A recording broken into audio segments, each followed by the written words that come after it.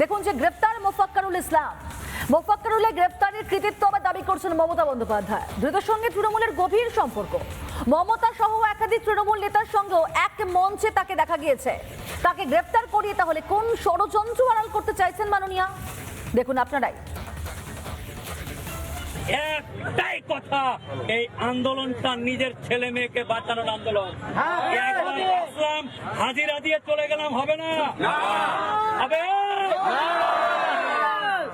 একই মঞ্চে তৃণমূল কংগ্রেসের সর্বময় নেত্রী, বড় নেতা মমতা বন্দ্যোপাধ্যায়, তার সাথে মোফাক্কারুল একই মঞ্চে।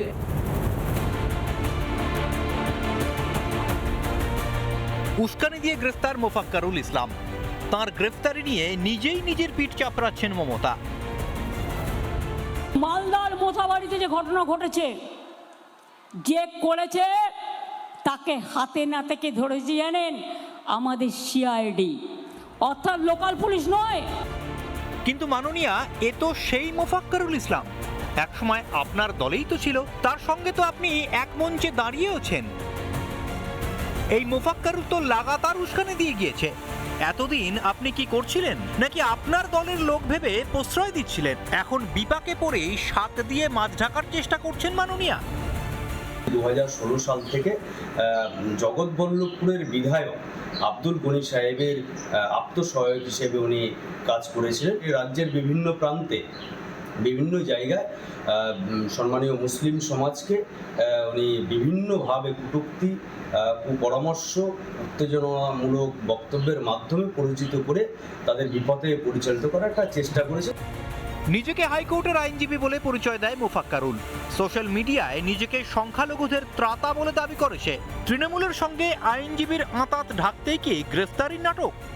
মমতা বন্দ্যোপাধ্যায়ের সঙ্গে ছবি দেখিয়ে লাভ নাই, ছবি দেখিয়ে লাভ নেই, ডেটটা দেখে রাখুন।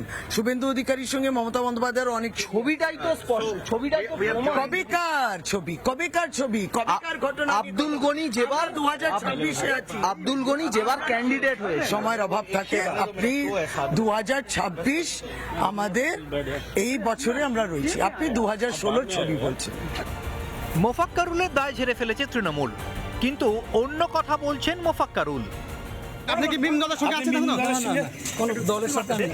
মিম দলের সঙ্গে যে আছে, 21 সালে ভোটে যাচ্ছিলেন মিম দলের থেকে। ফের কি তৃণমূলে ফিরেছিল মোফাক্কারুল? তার দৌরাত্মের পেছনে কি ঘাসফুলের ইন্ধন? মাননীয় মুখ্যমন্ত্রীর আর লজ্জায় মুখ রাখার জায়গা নেই। ওনার চুরি ধরা পড়ে গেছে। ঠাকুর ঘরে কে আমি কলা খাইনি, এই ঘটনাই প্রমাণ করছে, মুখ্যমন্ত্রীর এই বক্তব্যই প্রমাণ করছে যে মুখ্যমন্ত্রীর ইন্ধনে, মুখ্যমন্ত্রীর প্ল্যানিংয়ে, মমতা বন্দ্যোপাধ্যায়ের প্ল্যানিংয়ে পুরো বিষয়টি ঘটেছে। কালিয়াচক কাণ্ডের তদন্ত ভার পেয়েছে এনআইএ। সেই ঘোষণার পরই মোফাক্কারুলকে গ্রেফতার করে সিআইডি। এর পেছনেও কি তৃণমূলের ছক, যাতে কেন্দ্রীয় এজেন্সির হাতে কোনো তথ্য না যায়? রিপাবলিক বাংলা।